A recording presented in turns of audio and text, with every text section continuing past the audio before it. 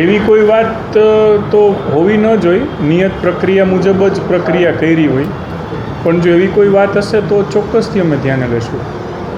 જંગલેશ્વરમાં જે પાર્ટી વિવાદમાં આવી હતી, બાલાજી નામની પાર્ટી હતી, એને જ પરિવાર L1 આવી છે એવું જાણવા મળ્યું છે, તો આના માટે શું એક્શન લેવાશે? એટલે કઈ પાર્ટી કોણ છે એમાં કોર્પોરેશનની ચૂંટાયેલી પાક કે વહીવટી તંત્ર ક્યારેય પડતું નથી હોતું. L1 જે આવી છે એ આવી હશે. જે પાર્ટી ઉપર આક્ષેપ છે સર, એને બીજી વાર ટેન્ડર ભરવા જ શા માટે દેવું જોઈએ?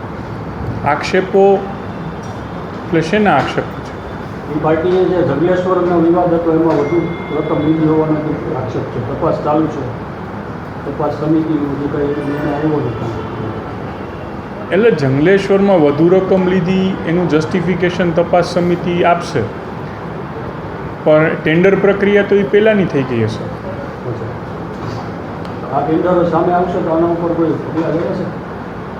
L1 હશે ને નિયત પ્રક્રિયા અનુસાર હશે, પ્રોપર જાહેરાત કરીને કોઈ એમાં ગેરરીતિ નહીં જણાય તો પછી કાંઈ એમાં પગલાં લેવાનો વિષય નથી.